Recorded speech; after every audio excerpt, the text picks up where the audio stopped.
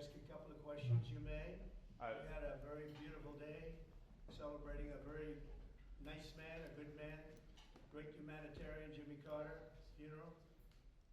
And thought it was a beautiful service, and it went very well. And we had some very good victories today, as you probably heard. Go ahead, any questions? President Trump, just a few minutes ago, the Supreme Court ruled that they are not going to slow down the sentencing. It's on for tomorrow. Now what?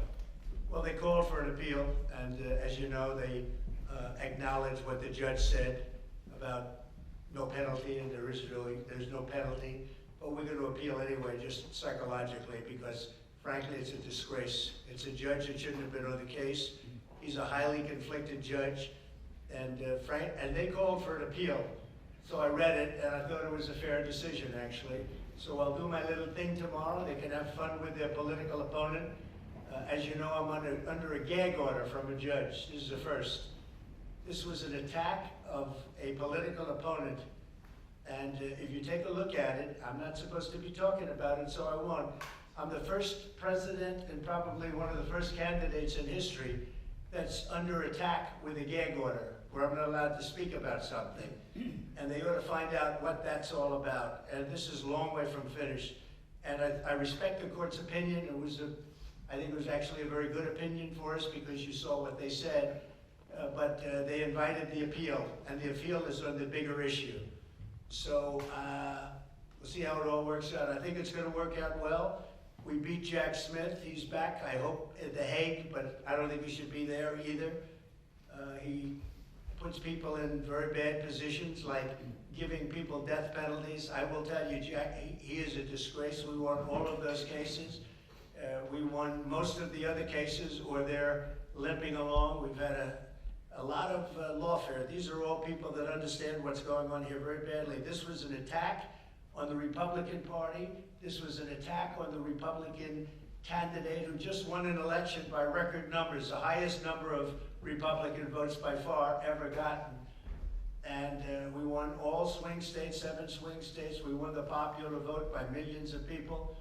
And that was the real vote. And I said it a long time ago, the real vote is that. And they tried to stop that from happening. They tried to stop this election from happening, or to bloody somebody up so badly they couldn't win, and the people got it.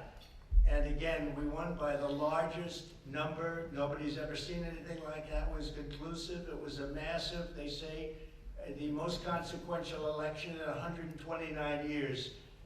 And these people, the people know everything that you're asking. They've been studying this for 2 years as it went along.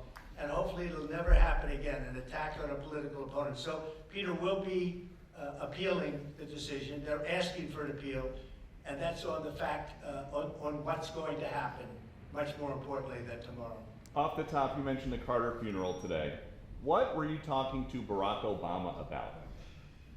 It did look very friendly, I must say. I thought you guys hated each other. I didn't realize it, how friendly it looked. I saw it on your wonderful network just a little while ago before I came in, and I said, boy, they look like two people that like each other. And we probably do. We have little different philosophies, right? But we probably do. I don't know, we just got along. But I got along with just about everybody on that. We met backstage, as you know, before we went on. And I thought it was a beautiful service, but we all got along very well, which is good. In California, what specifically do you think Gavin Newsom and Karen Bass could have done differently to prepare for this $50 billion fire? And, we have great governors in this room, and if you look at the way their states, I think I can say without exception. Anybody doing poorly in here? I mean, without exception, we have great governors here that have done a great job with their states. And I don't think, and you'll probably, if there's a weak link, you're going to find it, and you're going to be asking the next question to that person. Gavin Newsom had an opportunity to have millions of gallons a week, a day, millions and millions of gallons come down from the north.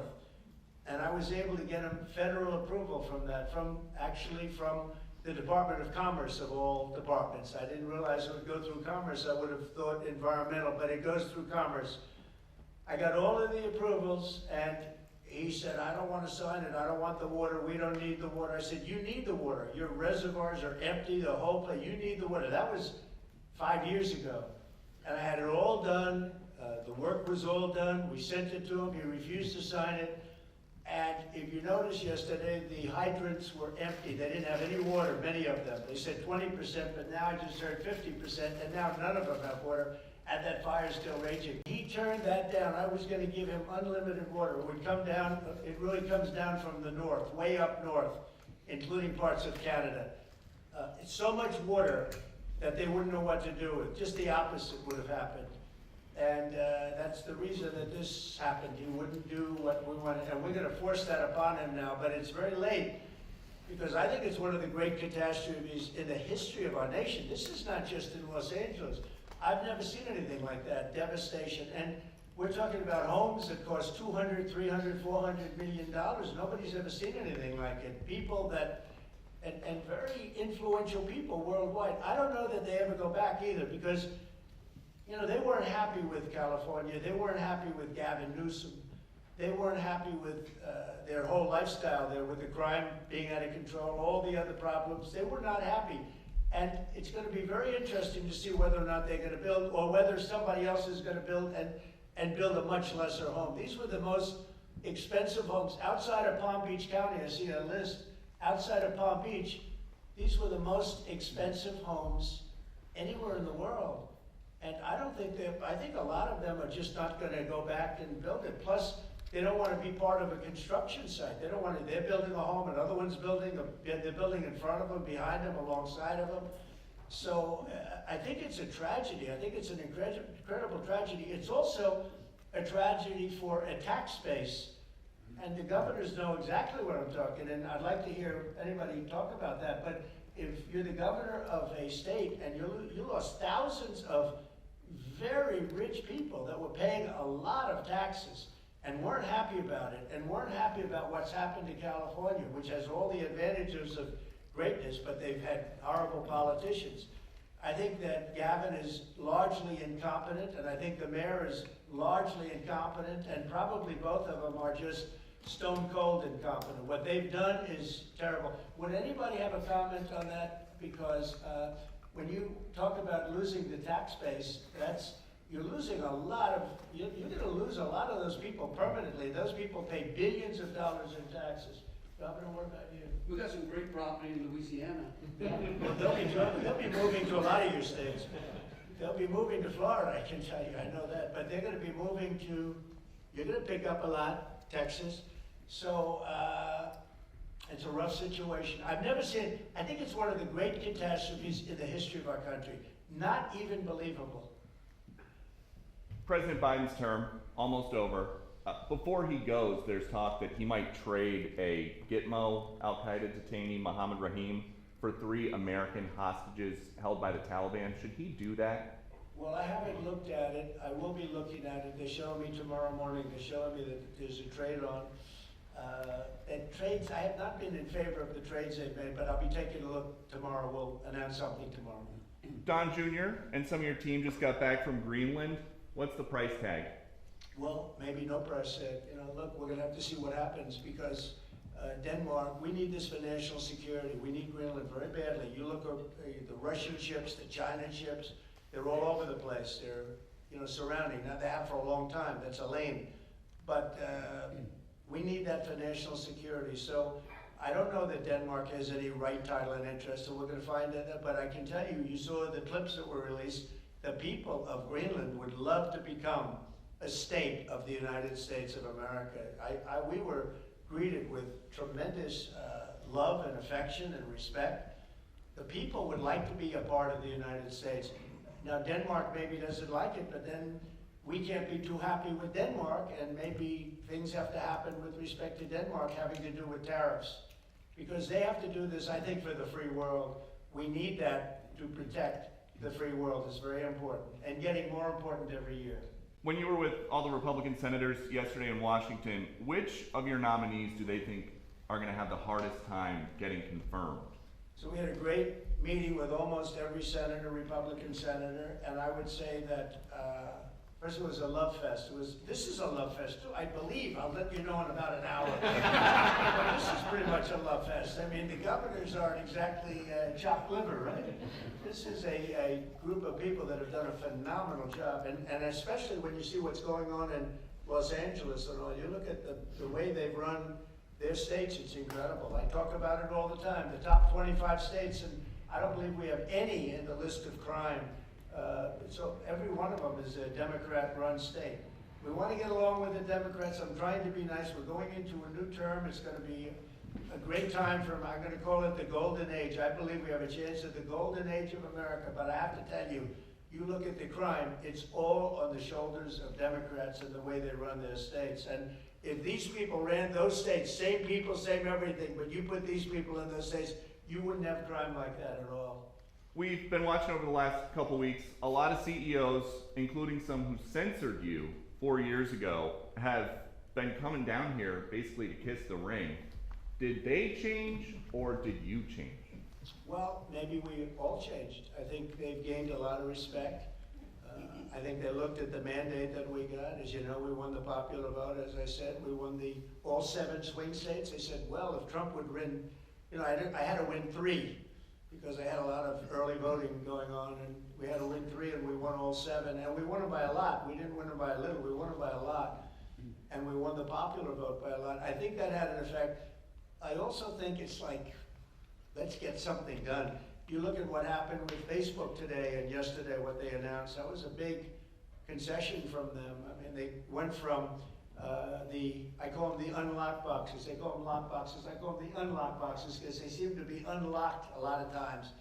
But you went from the unlocked boxes into a statement yesterday that's really talking about free speech. What a difference that is. And so we appreciate that. But I think they've gained a lot of respect. We've had everybody. Jeff Bezos came, Bill Gates came, Mark Zuckerberg came. Many of them came numerous times. The bankers have all come. Everybody's coming. I haven't had anybody saying anything bad about me. I'm not used to it. But a lot of us respect, I think they respect the Republican Party. The Republican Party has become a much bigger party. It's become a party for the worker. If you look at all of the union votes that I got, and when I say I, it's really all of us together because it's a whole thing.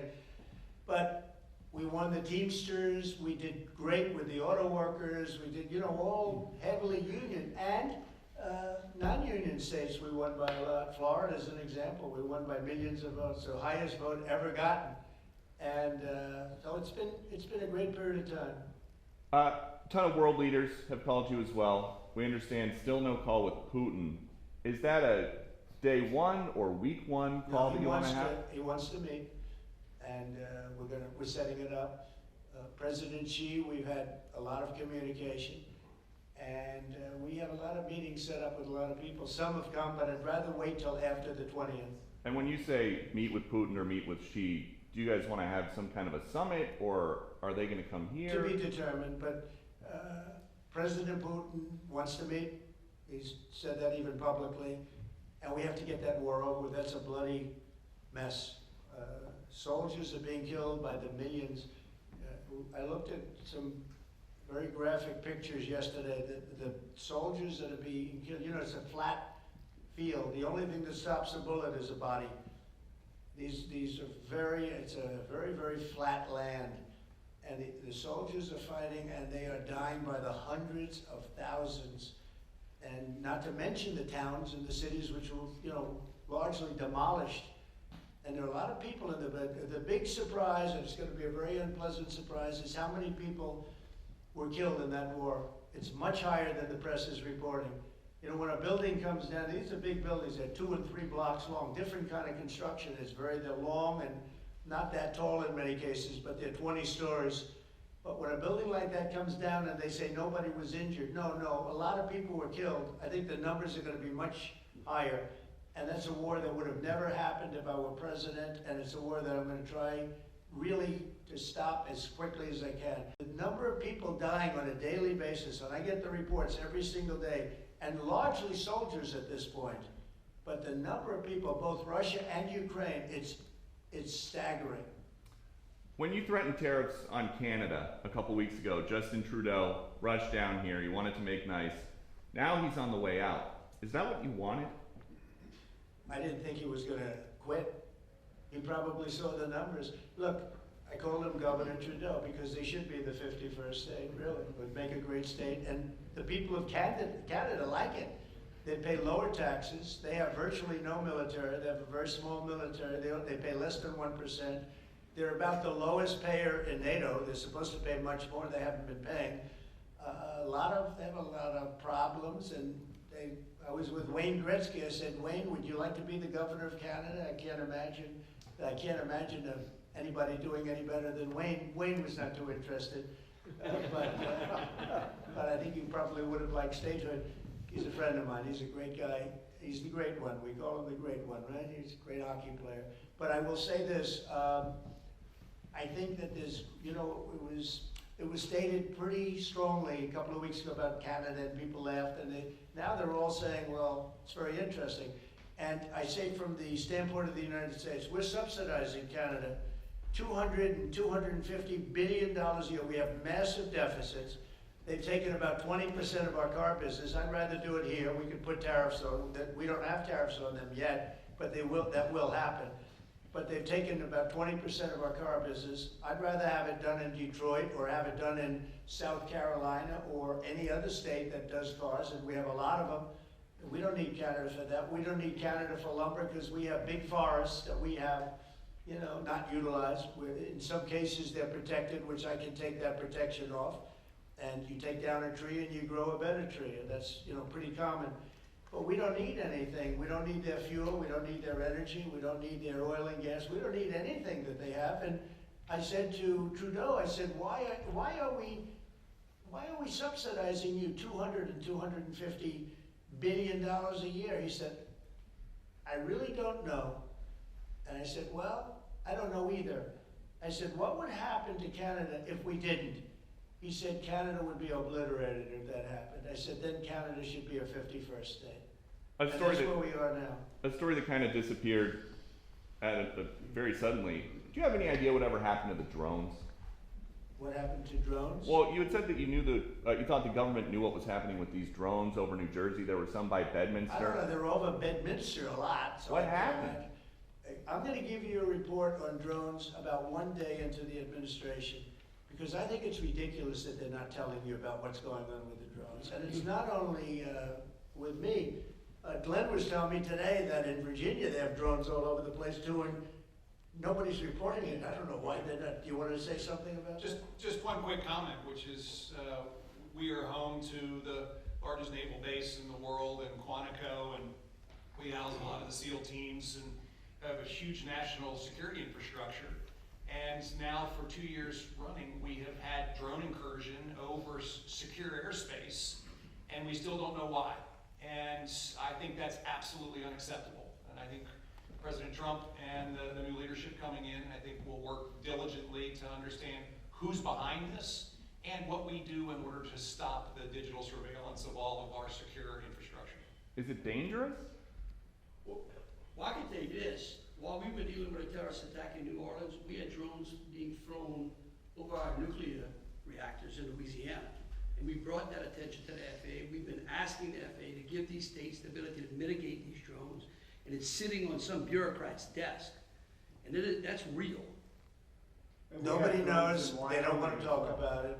Go ahead, Governor. You were saying. I was just going to say we have drones in Wyoming flying over our infrastructure as well. And it's incredibly frustrating that we not only have no way of knowing what it is, but nobody knows how to deal with them. They don't want to talk about it, and nobody knows why. They don't want to talk about it. That could be us sending drones. I hope that's the case, us doing it and doing research, and maybe they don't want to talk about it from that standpoint. I hope it's not an enemy, but we're going to find out on the 21st, the day after. You have to give me a little time for the inauguration, but shortly thereafter we'll give you a report on it. We'll tell you exactly what it is. They know, and it's very strange that they aren't talking about it. Peter, thank you very much. Does Biden do this? I mean, does he do this kind of a news conference? This is my longest ever interview of a president. Yeah, well, the longest ever before this was one question, and they would rush you out of the room. Right? But we have nothing to hide. Thank you all very much.